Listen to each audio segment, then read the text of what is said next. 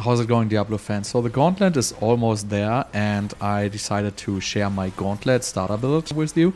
I already said before that my Arclash build is going to be my Gauntlet build. I already made it like as one of the very first builds of the season, and even before like the whole teleport fireball synergy was discovered. So now I basically incorporated the teleport enchantment into the Arclash build, and it works really nice.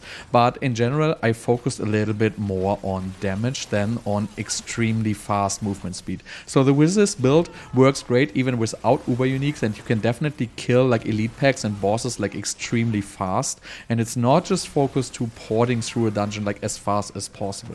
It is pretty fast, but we might have to adjust it when the Gauntlet actually hits, and I will be keeping adjusting this build because again this is going to be my starter build. But as you can see, it's killing bosses extremely fast, like in below like 6 seconds or something like that. So this is very well suited for the bosses, and it looks like there's going to be quite a bit of bosses in the Gauntlet. So this is a pure glass cannon build, but I'm still showcasing this to you on Nightmare Vault's tier 100. So again, the Gauntlet is going to be just level 70, so it's going to be much easier, and we do not pick any defenses in this build whatsoever. We really strip out every single defensive layer we have other than Flame Shield, just for pure damage and basically movement speed and teleport cooldown, so we can get around as fast as possible.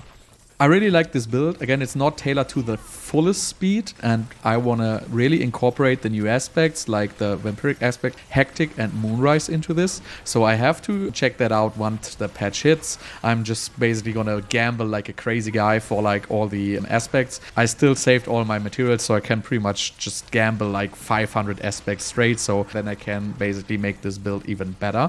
But for now, this is what I'm going to be starting with, and then I'm going to de-adapt him. So, as always, let's just do a little bit of an explanation how this build works and what makes it so powerful. So we're using Arclash together with the Paingorger gauntlets and Lightning Spear. So the way that it works is Lightning Spear travels off screen and marks the mobs with Paingorger's gauntlet, and then we basically just hit any mob we want with Arclash, and all the mobs are going to explode because they have been tagged with Lightning Spears before. But that's not the only thing we use Lightning Spear for. So Lightning Spear is our second most damaging ability here, and we put a lot of damage into Lightning Spear. We basically max out the ability. We also choose the Conjurer Glyph. We choose the Elemental Summoner, and we choose the Enchanter, which basically the three of them combines into very, very high conjuration damage. And also conjurations are gonna get a pretty big buff on Tuesday, which will make our Lightning Spears go to town even more. They're gonna be stunning and most of the time even killing everything on and off screen. And to even get a little bit more damage, we use the Shocking Impact. I know, you're gonna say Shocking Impact, that's like the worst ability, and I also said it is the worst ability. And yes, if mobs actually have HP, it is the worst ability. But first of all, on Tuesday, it's gonna get a 33% damage buff, so it gives a little bit of extra damage. And so it is not about doing a lot of damage, but it is about, you know, pushing mobs over the edge. So let's say Lightning Spear hits a mob, right, and does 90% of the damage. Then we are missing an extra 10. So together with the Shocking Impact, it will put us over the edge and, you know, do the last 10% of damage, and then the mob is gonna die. So it's important that the mob is gonna die off screen, because we want the mob to trigger the Fireball enchantment, because the Fireball enchantment counts as doing an attack, and doing an attack will reduce our teleport's cooldown because we're using the implicit on our Flicker Step boots here.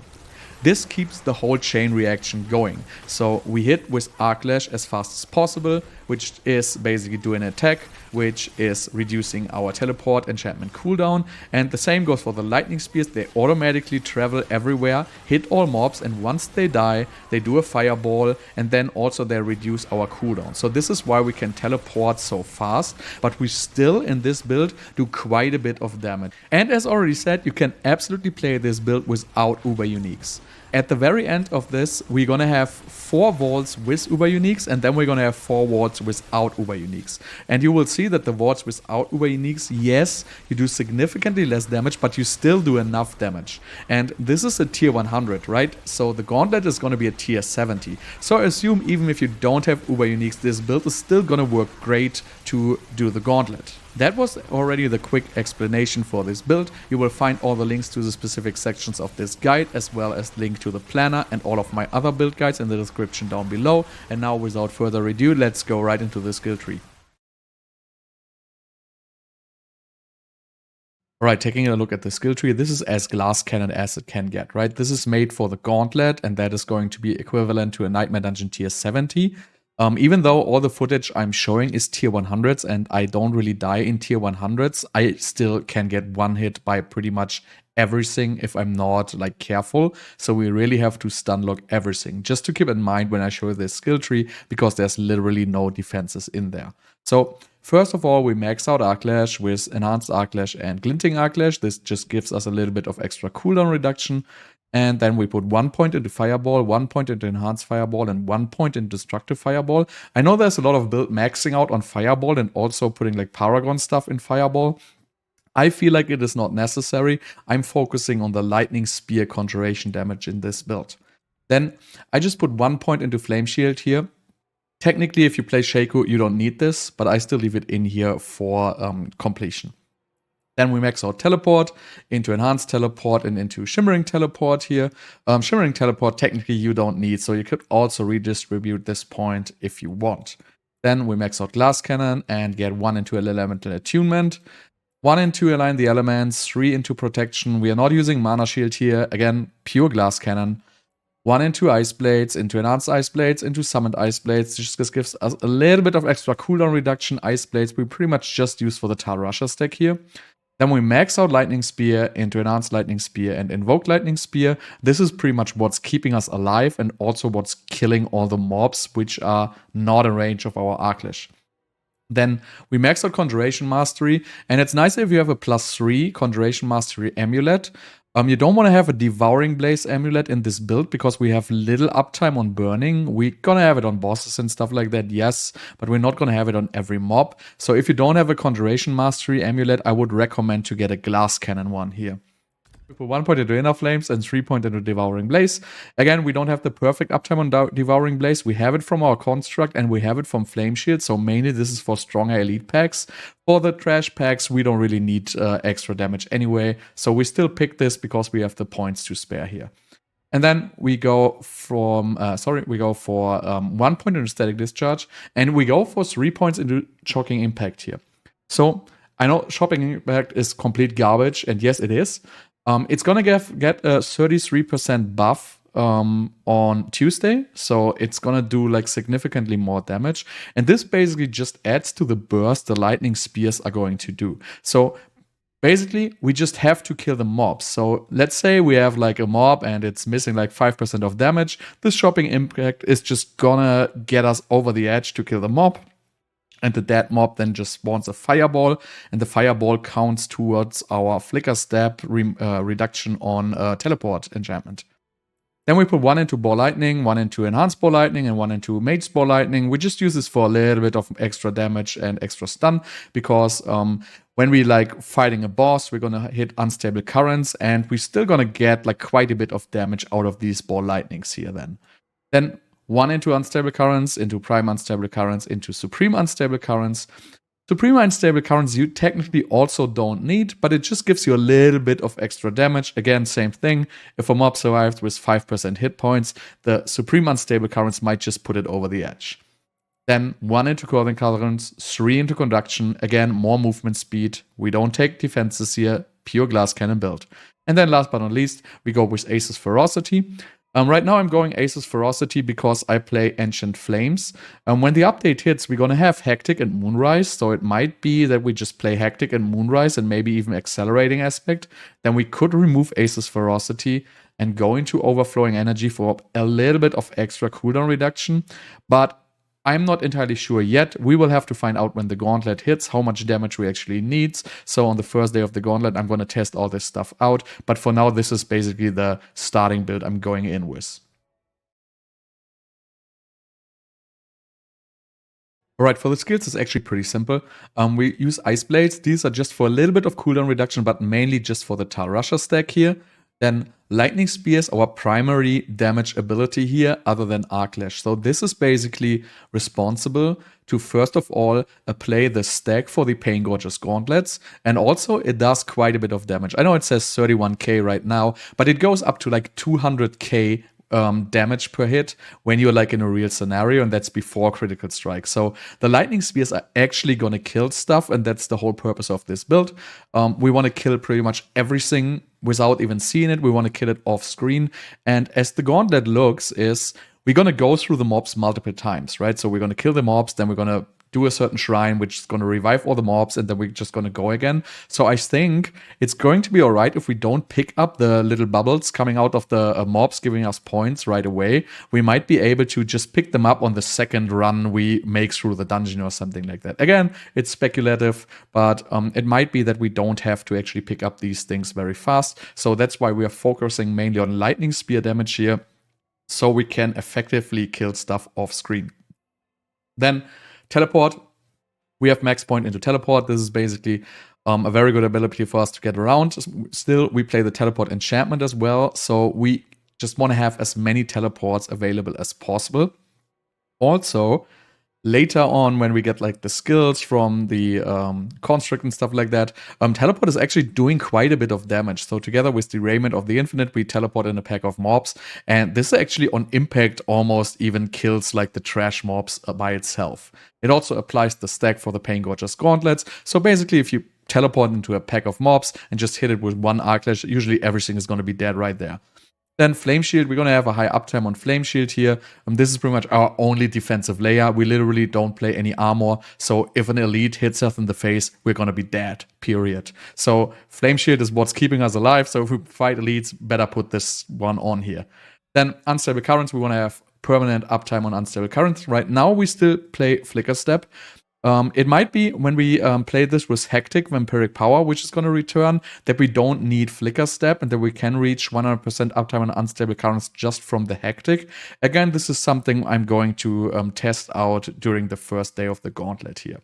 And then Arc Lash, which is our primary damaging ability, again, together with the Paingorger's Gauntlet. This is pretty much just going to hit every mob on screen because they all have been tagged for the Paingorger's Gauntlet by our Lightning Spears. And this is just like doing insane damage, like even on bosses, like it does crazy amounts of damage. You absolutely don't have to worry about single target damage in this build. I know Ball Lightning technically does a little bit more damage. Honestly, if we play Hectic and maybe Moonrise Vampiric Aspect later, probably with Moonrise we're gonna do more damage than Ball Lightning actually.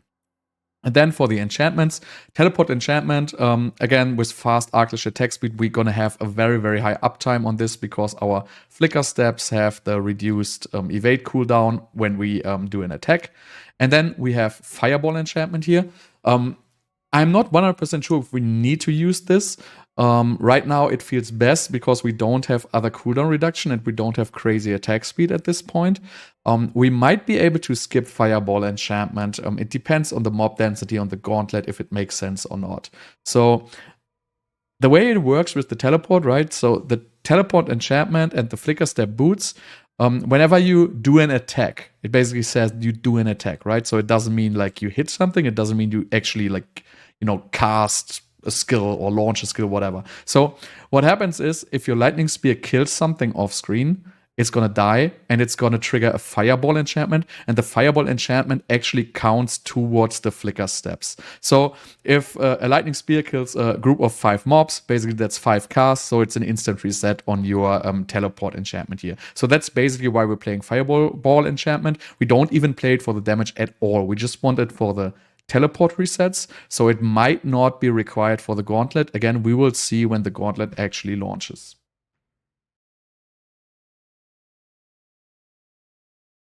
Taking a look at unique items and aspects, so we play a lot of unique items here. I'm showing the Uber Unique version right now, but I'm also going to show you how to play it without Uber Uniques. It works completely fine. At the very end of this video, you will see the 4 vaults with Uber Uniques, and after that, I'm going to show you the exact same vaults without Uber Uniques. And without Uber Uniques, yes, you see it's a little bit tougher, but we still finish all the dungeons in a very, very fast time. So you will definitely be able to do the gauntlets without Uber Uniques. It's not a requirement. It helps, sure, but it's definitely not a requirement. So primarily, we want to play Shaco because it gives us the extra 42 all stats, which contributes quite a bit to our damage, and also gives us the 4 all skills, which reduce our teleport cooldown, which make our defensive skills stronger, which make our lightning spear stronger, and most importantly, which gives us additional Arclash points, right? So if you don't have Shaco, you just go for Godslayer Crown. Pretty much straightforward here. If you don't have Godslayer Crown, you could also go for like a regular helmet with, cooldown reduction, lightning spear, ranks, max life, and, crowd control duration, for example. All works perfectly fine. You don't have to use Shaco. You can use another helmet. Works just fine. Then Raiment of the Infinite, you pretty much have to use. It's for grouping the mobs, so we can hit them with Arclash and pretty much kill them very fast. Also, it's very important if we want to reduce our unstable currents cooldown with Flicker Step here to group the mobs, and then they all count towards the Flicker Step. Then Paingorger's Gauntlets, it gives a very, very high damage boost. So this is another thing we don't know. I know Gauntlets is just going to be monster level 70, so we might not need Paingorger's Gauntlet. If we don't need it, we're going to replace it with Gloves, and then we can play one of the new offensive aspects, which is going to be, for example, Moonrise or Hectic on it.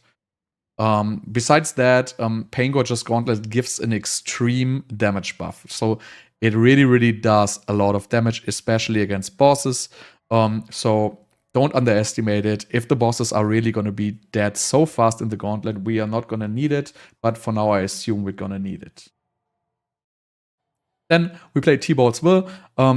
Focus on just the 40% damage here. We don't need the resource. We don't need the damage reduction. We don't need the damage. Well, the damage, yes, but most importantly, go for the 40% here, period. If you don't have T-Balls, you can play regular pants. You're just going to do a little bit less damage. And again, it just works fine without T-Balls here. You're just losing out on 40% damage. For the Gauntlet, it's probably even also not going to be a huge deal. You will have to try it out. But, you're most likely going to have T-Balls. Just do a couple of dual runs and you're going to have it.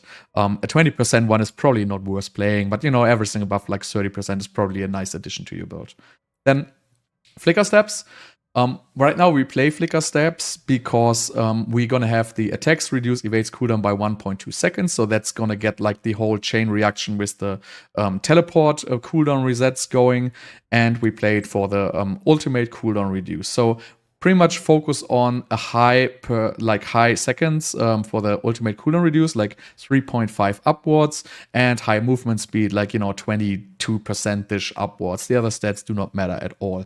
And again, if we don't have to play Flicker Step because we can play the Hectic Vampiric Power and it's going to be good enough to reset our ultimates, we can exchange this to regular boots. The attacks reduce evades cooldown by 1.2 seconds is available on legendary boots as well. And then we could actually use boots with Shrine Buff Duration, ranks to teleport, ranks to flame shield, and movement speed. That would be awesome boots because Shrine Buff Duration might actually completely overpowered when playing Gauntlet. Then for our wand, we just get like a regular wand with all stats, intelligence, and 2 random damage. That really doesn't matter. Just take anything which fits your gear. And right now we have the conceded aspect on here. We might switch this to a little bit more attack speed focused aspects later. Again, this is also something we're going to see once we start playing the Gauntlet and see how much damage we actually need. Then for our focus, we want to have a focus with intelligence, basic skill, attack speed, critical strike chance, cooldown reduction. So this is a very good piece. We put aspect of Ancient Flame on here because we play Asus Ferocity. It also gives us a nice attack speed buff.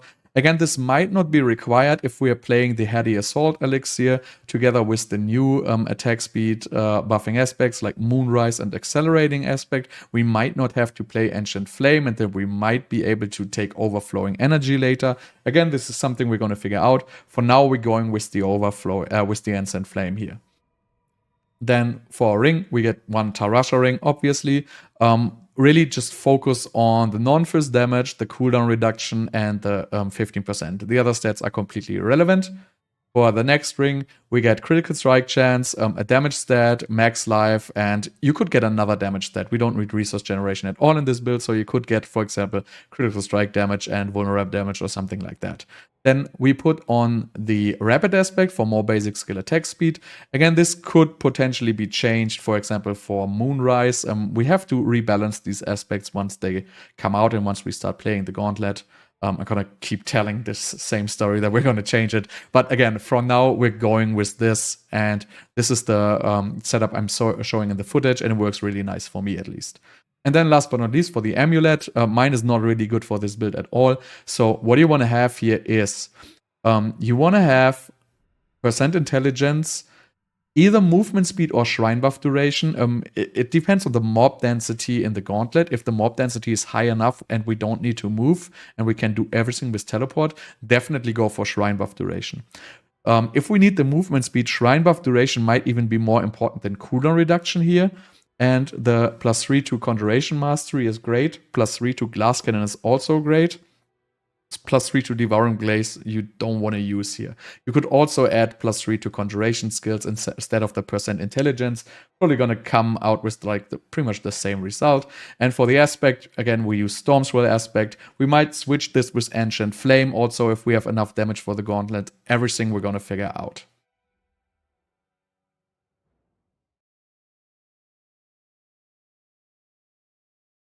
For the construct, let's start with the non-Uber version, because I have like absolutely no chance to find these Uber stones and exchange them while recording a video. I will not find them, and it's just going to be a complete disaster. So this is like way easier for me because there's no search or anything. So let's start with this version, and then later I can just swap the Uber stones because I literally can't make any mistake. There's just 2 of them, right?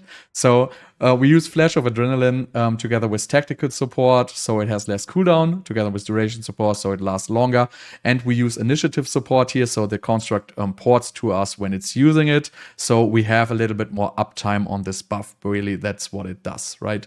And for the other skill, we use Tempest with arcing support, so it hits more enemies, with burning support. So this applies really quite a bit of burning, especially for like strong elite bosses and strong elite packs and bosses, so we're always going to have burning up. In like a high-speed scenario, this literally does nothing at all, but then we also don't need it. And then we use efficiency support here. Again, this is just a good buff for bosses. It just gives us extra critical strike chance here. And if we don't have Uber Stones, this is pretty much the best we can put in here. So if we have Uber Stones, pretty much super simple, we're going to replace efficiency support with Evernight. And we're going to replace initiative support with Genesis. And that's pretty much it.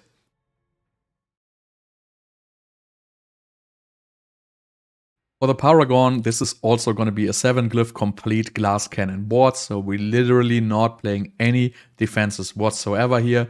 So this just works out great. It gives you the maximum amount of damage without basically picking any unrequired defenses here.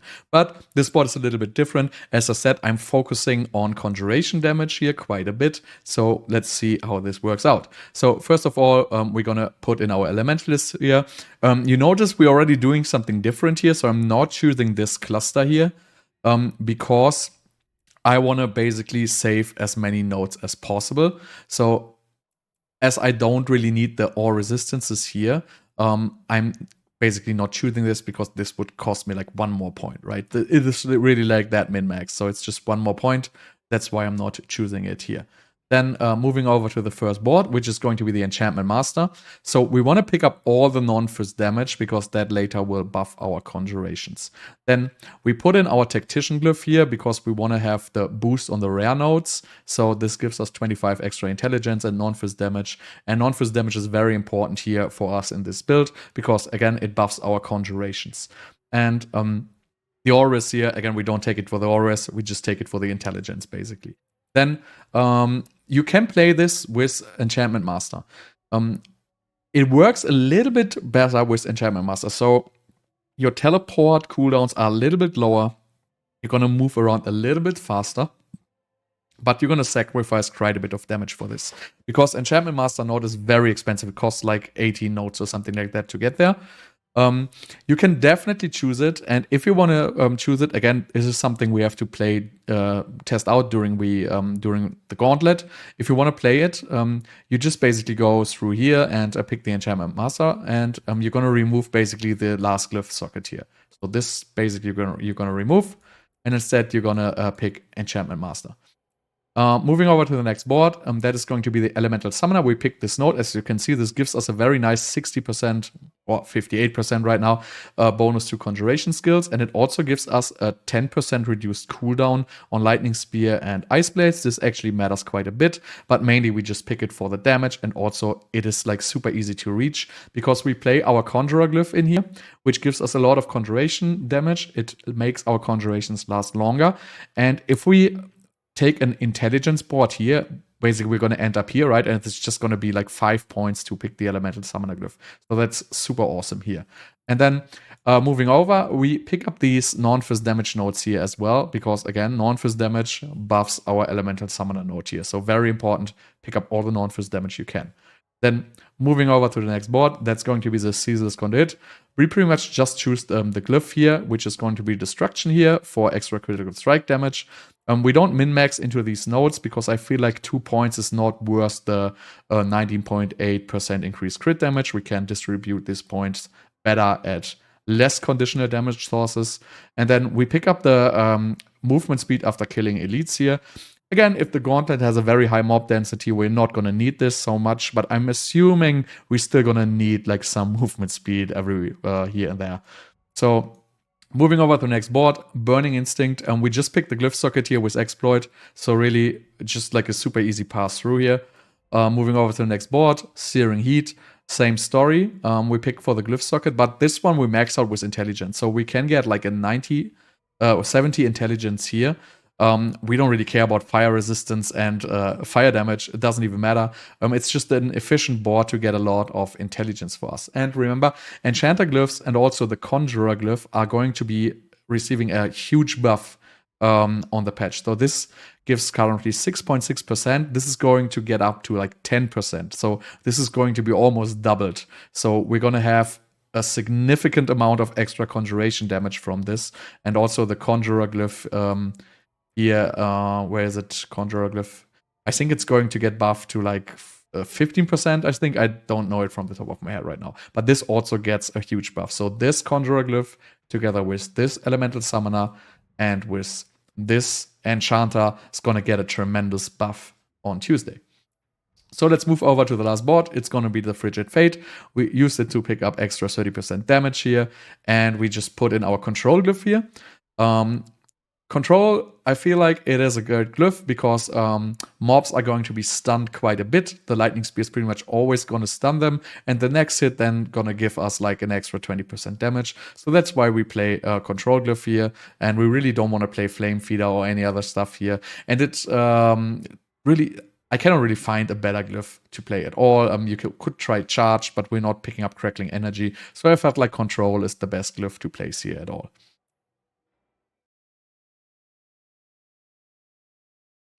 There you have it. That's my Lash Gauntlet starter build. I'm gonna put 4 vaults now, and this is all the 4 vaults with Uber Uniques, and then you can also skip forward.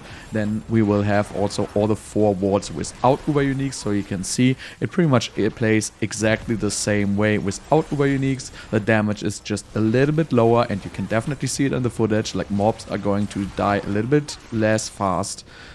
So I highly still recommend, if you can still get the Uber Uniques, you know, get yourself some Uber Uniques if you want to rank in the gauntlets. You're most likely not going to rank without Uber Uniques, but you're still going to get your Seals of the Worthy and whatever like stuff you can get in there.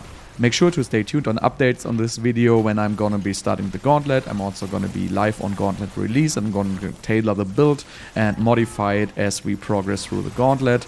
And you can expect quite a few updates to this build coming like beginning next Tuesday. So again, thank you so much for watching, and I'll see you guys next time.